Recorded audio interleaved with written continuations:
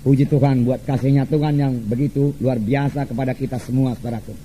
Saudaraku yang kasih dalam nama Yesus, saya akan membacakan satu ayat dari pembacaan Alkitab kita yang sudah lewat, saudaraku, dalam Markus 14 ayat 34, 35 sampai 37.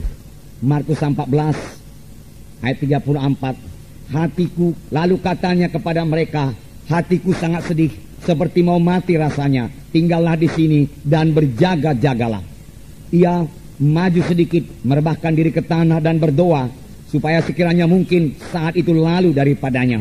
Katanya, ya Aba, ya Bapa, tidak ada yang mustahil bagimu. Ambillah cawan ini daripadaku, tetapi janganlah apa yang aku kehendaki, melainkan apa yang engkau kehendaki. Setelah itu ia datang kembali dan mendapati ketiganya sedang tidur. Dan ia berkata kepada Petrus, Simon, sedang tidurkah engkau?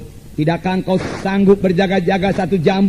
Berjaga-jagalah dan berdoalah, supaya kamu jangan jatuh ke dalam pencobaan. Roh memang penurut, tetapi daging lemah.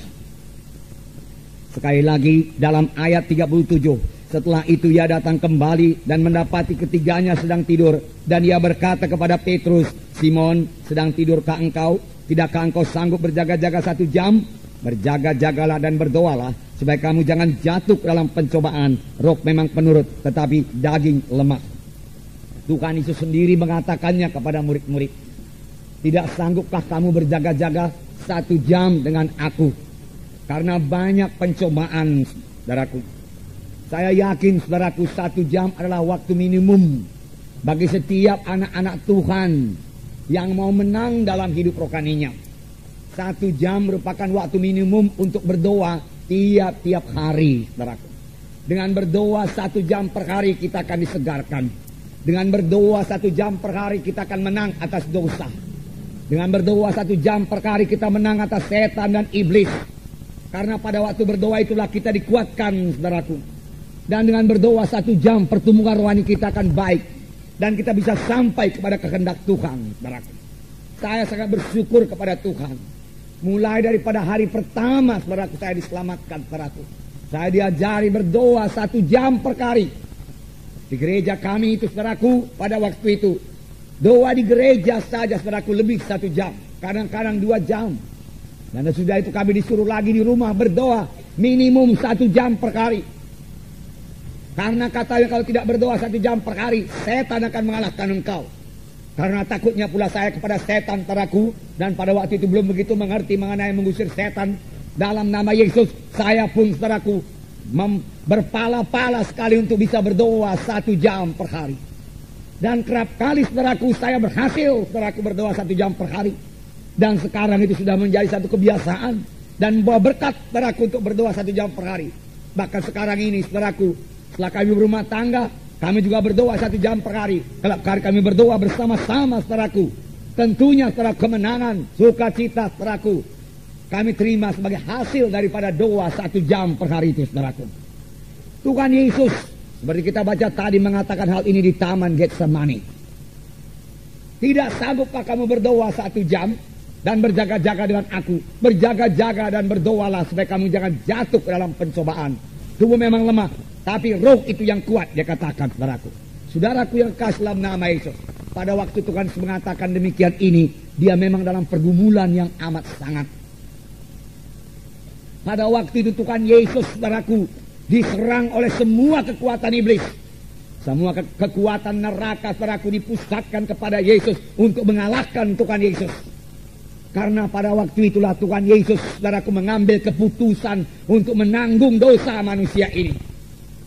Nasib manusia ini pada waktu itu ditentukan oleh kemenangan Tuhan Yesus. Dan syukurlah, saudaraku, Tuhan Yesus menang, saudaraku, mengalahkan setan. Pada mulanya seolah-olah Tuhan Yesus enggan mengangkat dosa manusia. Sehingga Tuhan Yesus berdoa, Bapa, kalau boleh biarlah cawan ini lalu daripadaku. Tapi bukan kehendakku, kehendakmu yang jadi. Apakah isi cawan itu, saudaraku? Cawan yang akan diminum Tuhan Yesus berisi semua dosa manusia yang harus ditanggung oleh Tuhan Yesus.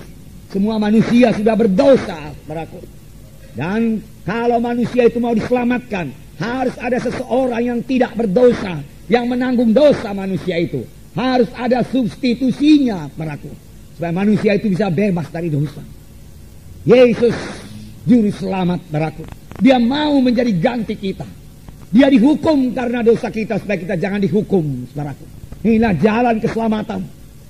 Tetapi walaupun Yesus sudah rela, saudaraku, melihat dosa yang begitu besar, begitu kotor, begitu keji, tidak urung Tuhan Yesus gemetar, berkeringat darah, dan berkata, Bapa, kalau ada jalan lain, biarlah kita tempuh jalan lain, Bapa. Dia katakan, supaya aku jangan menanggung cawan minuman ini, tetapi tidak ada jalan lain, saudaraku. Hanya satu jalan, saudaraku. Tuhan Yesus harus menjadi substitusi kita. Tuhan Yesus harus menjadi ganti kita, saudaraku, supaya kita bisa bebas dari dosa, saudaraku. Dan Tuhan Yesus akhirnya mengambil cawan minuman itu dan meminumnya, saudaraku, sampai kepada teguk yang terakhir. Mulai saat itu tangan manusia berdosa bisa sampai dan menangkap Tuhan Yesus. Satu rombongan tentara imam-imam yang dipimpin oleh Judas, saudaraku, datang ke dalam taman Getsemani, di mana Tuhan Yesus biasa berdoa di situ. Dan mereka mulai menangkap Tuhan Yesus. Seorang murid Tuhan Yesus bernama Petrus, saudaraku, menghunus pedangnya dan marang hamba imam besar itu. Daun telinganya putus, jatuh. Tetapi Tuhan Yesus mengambil daun telinga itu, merekatnya kembali. Dan Tuhan Yesus berkata, Petrus, sarungkanlah pedangmu. Sebab orang yang memakai pedang akan dimakan pedang. Apa engkau pikir aku tidak sanggup sekarang ini juga memanggil 12 legiun tentara malaikat untuk membebaskan kita? Tetapi kalau aku panggil, bagaimana mungkin genap semua nas Alkitab itu? Apa yang dikatakan Alkitab? Bagaimana mungkin aku memikul dosa manusia? Dosa manusia tidak jadi dipikul, oleh sebab itu semua manusia akan terhilang. Demikian Tuhan Yesus berkata, saudaraku. Murid-murid semua lari meninggalkan Tuhan Yesus, saudara. Dan Tuhan Yesus ditangkap, dibawa kepada pengadilan imam-imam. Dan mereka mulai mengadili Tuhan Yesus, saudaraku. Dan pada waktu itu juga Petrus menyangkal Tuhan Yesus 3 kali. Tetapi Yesus tetap menang, saudaraku. Yesus tetap berjalan menuju salib, saudaraku. Visi Tuhan Yesus tidak hilang, saudaraku. Ini adalah sebagai akibat daripada doanya yang 3 jam di taman Getsemani itu, saudaraku. Dia tidak tergoncang, saudaraku, oleh begitu hebatnya serangan musuh, saudaraku. Dengan tenang dia maju memikul salib untuk memikul dosa manusia, saudaraku. Saudara, ini adalah sebagai akibat daripada doa. 3 kali dia berdoa. Saya yakin masing-masing berdoa itu 1 jam, 3 jam di taman Getsemani, saudaraku.